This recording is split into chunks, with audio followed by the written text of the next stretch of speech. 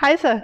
I dag vil jeg fortælle jer om vores udtræksstænger til tillægsplader. Når der du bestiller en kasse, så er der alt, hvad du skal bruge til en tillægsplade.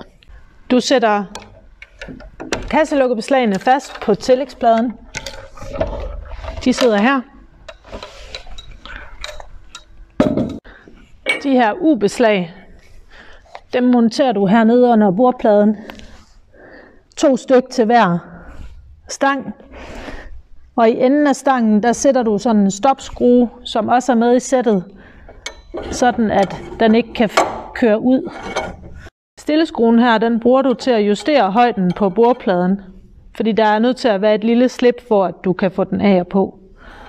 Når der er sådan, du kører tillægspladestangen ind, skruer du den lidt ned, og så er den klar til brug.